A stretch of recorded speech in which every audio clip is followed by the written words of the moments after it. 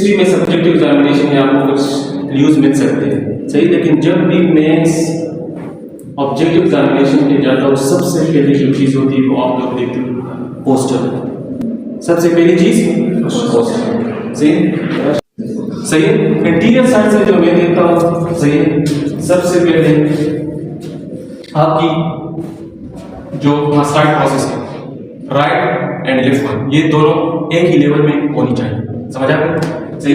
अगर एक चीज ड्रॉप कर रहे हैं तो मतलब कोई पोस्टर प्रॉब्लम है, सही। दूसरी जो चीज है वो आपकी shoulder level, right shoulder left shoulder, ये दोनों एक ही लेवल में होनी चाहिए, सही। अब अगर एक शोल्डर ड्रॉप कर रहा है तो मैंने नोट करना है कि शोल्डर राइट साइड वाला जो है वो ड्रॉप कर रहा है, सही। तीसरी जो चीज है वो आप लोग यहाँ पे देखते हैं, एयर टिप, सही, और यहाँ इक्विलिब्रियम प्रोसेस, एयर टिप और इक्विलिब्रियम प्रोसेस ये एक ही लाइन में होनी चाहिए। इसी तरह राइट साइड के लिए भी आप लोग को चीज चेक करना, सही। अब अगर एक इंडिविजुअल है और उसकी ये पोजीशन है, सही, एयर टिप बनिस्बत इक्विलिब्रियम प्रोसेस से इंटीरियर मूव कर रही है तो मीन फॉरवर्ड पोस्टर। तो इसके लिए फिर हम देखते हैं फॉरवर्ड इज फॉरवर्ड पोस्टर, कौन से मसल टाइट मिलेंगे, कौन से मसल वीक मिलेंगे। और यहाँ पे आपकी अपर ट्रेपेजियस, सही, लिवेटर, सही, ये मसल टाइट मिलेगी। इसी तरह यहाँ जो लाइन बनती है इसकी जो पैरेलल आ रही है फिफ्थ में, ये टाइट मिल सकती है। इसी तरह वीक मसल्स, सही, डीप सर्वाइकल प्लेक्सस, और यहाँ पे सेरेटस इंटीरियर या रोम्बॉइड्स मेजर एंड माइनर, ये चीजें वीक मिल सकती है, सही। अपर ट्रेल लिवेटर्स के गोली और यहाँ पे पेक्टोरलिस मेजर, ये चीज टाइट मिलेगी, और यहाँ डीप फ्लेक्सर्स सर्वाइकल की, और पीछे serratus interior and rhomboid major minor, ये मसल वीक मिल सकती है आपके इस पोस्टर में, जो कि फॉरवर्ड पोस्टर। तो अगर पेशेंट सब्जेक्टिव हिस्ट्री में बता भी रहा है कि वो कंप्यूटर यूज है, साइड प्रॉब्लम है, नजर उसकी ओपन है, सही, तो ज्यादातर उसमें हो सकती है फॉरवर्ड पोस्टर। तो आप चेक करें, मसल लेंथ चेक करने में मुझे क्या है, हम इन मसल की लेंथ चेक कर सकते हैं, अपर ट्रेपेजियस, लिवेटर्स की गोली और पेक्स मेजर, सही, और साथ में इनकी स्ट्रेंथ, सही, समझ आ गया, सही। तो अगर एयर टिप इंटीरियर जा रही तो mean pop out which is used for forward poster, समझ आ गया, सही। और कौन सी चीजें चेक कर सकते हैं, नीचे आ यहाँ पे इलियक क्रेस्ट, दोनों इलियक क्रेस्ट लेवल पे होने चाहिए, समझ आ गया, सही। अब अगर एक इलियक क्रेस्ट ऊपर जा रहा है, दूसरा ड्रॉप कर रहा है, सही, और साथ में यहाँ शोल्डर पे जो डिप्रेशन हो रही है उसकी लेंथ 3 सेंटीमीटर से ज्यादा है, तो पेशेंट में स्कोलियोसिस की चांसेस हो सकते हैं। देखो पहले भी ड्रॉप, फिर या फिर ये प्रेस या इंटीरियर सुपीरियर स्पाइन है नीचे की तरफ मूव कर रही है, वो दूसरी वाली एलिवेट हो रही है, और साथ में आपने देखा कि शोल्डर पे ड्रॉप कर रही है, उसकी लेंथ 3 सेंटीमीटर से ज्यादा है, बनिस्बत लेफ्ट के ये 3 सेंटीमीटर नीचे पड़ी है, तो किसके चांसेस हो सकते हैं, स्कोलियोसिस। तो आप लोग स्कोलियोसिस के लिए चेक करेंगे, समझ आ गया, सही। तो air tip equilibrium process, mustard process level में होनी चाहिए, सही है, इलियक क्रेस्ट लेवल में होनी चाहिए, ग्रेटर ट्रोकेंटर लेवल में होनी चाहिए, सही है, हेड ऑफ फेमोरा लेवल में होनी चाहिए, समझ आ गया, सही है, और दोनों लेटरल मेनियोरस लेवल में होनी चाहिए, और इसी तरह आप इंटीरियर व्यू से toe in and toe out इन देख सकते हैं, समझ आ गया। अब अगर फॉर एग्जांपल एक पेशेंट की हेलस वेलगस है, बिग टो बाहर की तरफ गई है, तो क्लू क्या मिल सकती है कि पेशेंट की फुट में कौन सी प्रॉब्लम है, बताइए। बिग टो या हेलस वेलगस हो रही है, सही, तो पेशेंट की आर्चेस ड्रॉप मिलेंगे या हाई मिलेंगे, ड्रॉप मिलेंगे, इस लेंस हो, सही। व्हाट इज इस लेंस, सही, व्हाट इज जीनो वेनम and what is non bony, इसके बारे में बताएं। आपके नॉर्मली यहाँ हेड नेक ऑफ फीमर और शाफ्ट ऑफ फीमर के बीच एंगल कितनी होनी चाहिए, 120। अब अगर 120 से कम हो गई, आपकी फीमर एडल्ट हो रही है, सही, मिड की तरफ आ रही है, सही, इस तरह, सही, तो कंपनसेशन के लिए फीमर में कौन सी मूवमेंट होगी, आउटवर्ड, एबडक्शन, आउटवर्ड, वो चीज आपको मिलेगी। तो नी में कौन सी चीज होगी, नॉक या ओनी, नॉक, नॉक, सही है। आप इसी चीज के साथ जब आपकी टीबिया बाहर चली जाती है तो कल्केनियम भी बाहर मूव हो, समझ आ गया। और इसी तरह आपके फोरफुट पे प्रोनेशन के स्पिनेशन, फोरफुट पे प्रोनेशन, और जब फोरफुट पे प्रोनेशन होगी तो मुझे आर्चिस ड्रॉप मिलेगी, और इस कंडीशन को हम कहते हैं बिस लेंस। समझ आ गई? यहाँ पे रिडक्शन सही है या एंटीवर्जन ऑफ फीमर सही है। कंपनसेशन के लिए आपकी टिबिया बाहर रिडक्ट होगी, इसी के साथ फीमर भी बाहर, और फोरफुट पे प्रोनेशन सही है, और हेरस वेल्गस के हेरस वेरस वेल्गस हेरस हेरस वेल्गस और आर्चिस ड्रॉप मिलेगी पिस लेंस को। समझ आ? तो ये सारी चीजें मैंने एंटीरियर व्यू से समझ आ गया। देख कर्व्स आपकी सर्वाइकल लंबर स्पाइन में नॉर्मली लॉर्डोसिस होती है, टाइफोइड सही, थोरेसिक और सेक्रम पे टाइफोसिस होती है।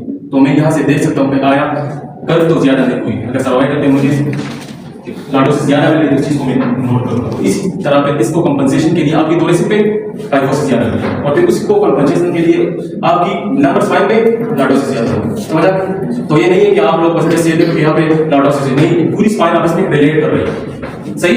अगर यहाँ पे लॉर्डोसिस ज्यादा तो कार्पोटिक थोरेसिक भी होगी सही, अगर थोरेसिक पे कार्पोटिक तो लंबर पे लॉर्डोसिस ज्यादा। तो ये मैं लेटरल व्यू से देख सकता हूँ। दूसरी चीजें वही एयर टिप को भी आप लेटरल व्यू से देख सकते हैं, अगर फॉरवर्ड पोस्टर हो तो आप यहाँ से भी देख सकते हैं। इसी तरह सही स्कोलियोसिस नहीं और क्या ग्रेटर रोटेटर वगैरह सही। इंपॉर्टेंट चीज आप जो यहाँ से देखते हैं नी एक्सटेंशन डिसफंक्शन।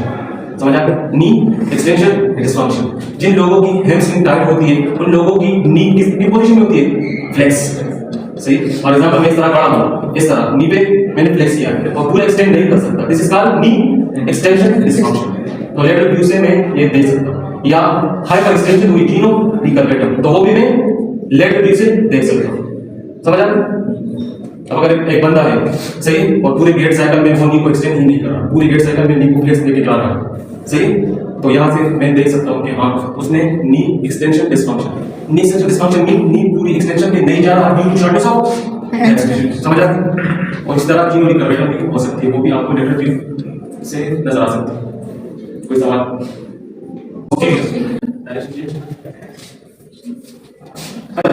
पेशेंट कौन ज्यादा एक्सपोज करते हैं? अच्छा, पोस्टीरियर व्यू से क्या क्या देख सकते हैं? वही चीजें सही, शोल्डर लेवल आप यहाँ से भी देख सकते हैं, मस्कुलर प्रोसेस सही। यहाँ से जो इंपॉर्टेंट चीज है स्केपुला, स्केपुला को आप लोग देख सकते हैं सही। Medial border, inferior angle, lateral angle, superior service वगैरह आप लोग यहाँ से देख सकते हैं। नॉर्मली स्पाइनस प्रोसेस और मीडियल बॉर्डर और स्केपुला में डिस्टेंस 5 सेंटीमीटर। अब अगर ये डिस्टेंस मुझे 5 सेंटीमीटर से ज्यादा मिल रही है सही, और दूसरी चीज नॉर्मली इसमें एक फिंगर जा सकती है, लेकिन मैंने देखा डिस्टेंस भी ज्यादा है और एक की बजाय 2 फिंगर्स में जा रहे हैं, तो क्या शो हो रहा है? Winging scapula. समझ आ गया सही? What is winging scapula? आपकी सराइटिस एंटीरियर मसल में उसकी वीकनेस है, या उसको जो नर्व सप्लाई कर रही है थोड़ा लॉन्ग थोरेसिक नर्व, उसकी कोई न्यूरोपैथी हुई या वो नर्व डैमेज हो गई सही, तो स्केपुला बाहर की तरफ आ जाएगी। समझ आ गई? तो इसका विंगिंग स्केपुला, तो वो मैं यहाँ से देख सकता हूँ सही। समझ आ गई? दूसरा, दिस इज एक्सटर्नल ऑक्सीपिटल प्रोटूबरेंस। इसकी लेवल और थोरेसिक की लेवल पैरेलल होनी चाहिए। समझ आ गया? प्रोटूबरेंस की और ऑक्सीपिटल सॉरी उस spinous process of thoracic spine की जो ओरिएंटेशन है या वो लेवल में होनी चाहिए। समझ आ गया सही? अब अगर एक चीज देखो इसकी भी पैरेलल नहीं बन रही, समझ आ गया सही, तो कोई ना कोई फॉरवर्ड पोस्चर मिल सकती है सही। समझ आ गया? अच्छा, ये भी याद रखिए मेल में स्केपुला सही है, वनिसिबल फीमेल यहाँ सॉफ्ट टिश्यू ज्यादा मिल सकती है। समझ आ गया? फैट्स वगैरह मेल में यहाँ ज्यादा होती है सही, और ग्लूटेस रीजन में फैट्स कम होगी, और फीमेल के लिए अपोजिट है, वहाँ ग्लूटेस रीजन में फैट्स ज्यादा है और यहाँ पे कम है। ये भी याद रखिए, आप लोग देखना चाहें सही, तो ये नहीं कि ये स्वेलिंग होगी, नहीं, मेल में यहाँ पे फैट और आपको मिल सकती है सॉफ्ट टिश्यू ज्यादा सही। स्किन फोल्ड्स मिलते हैं यहाँ पे, skin line, skin creases. Normally cervical spine में स्किन क्रीज मिलती है C6 C7 पे। समझ आ गया? लंबर स्पाइन पे नॉर्मली स्किन क्रीज जो मिलती है वो L4 and L5 पे। समझ आ गया? अब अगर C6 C7 की बजाय स्किन क्रीज ऊपर या नीचे मिल रही है, या यहाँ पर भी L4 की बजाय ऊपर नीचे मिल रही है, तो ये चीज शो कर रही है this is layer cell. Equality में कुछ मसल हाइपरट्रोफिक हो जाते हैं, कुछ एट्रोफिक हो जाते हैं, तो उसकी वजह से। दूसरी जो चीज लंबर इंस्टेबिलिटी, समझ आ गई? अगर L4 L5 की बजाय L2 L3 या L3 L4 पे मिल रही है, तो मतलब ऊपर सेगमेंट हाइपर मोबाइल है और नीचे सेगमेंट L4 L5 पे स्क्रीन में क्रीज आपको नहीं मिल रही तो वो हाइपर मोबाइल। तो स्क्रीन क्रीज से भी आप लोगों को या स्क्रीन फोल्ड से भी आप लोग व्यू बना सकते हैं, आपको डायग्नोसिस मिल सकती है, समझ आता है? तो स्क्रीन क्रीजेस सही। और कौन सी चीजें यहाँ से देख सकते हैं? अच्छा, यहाँ उसी तरह आप लोग सही, यदि grace greater trochanter of fever head of femoral सही मेडियोलस। दूसरी जो चीज यहाँ पे मिल सकती है आपकी कैल्केनियम। अगर कैल्केनियम बाहर है तो आर्चिस रॉ मिलेगी या आई आर्चिस मिलेगी? बेस लेंस होगा या बेस केवस होगा?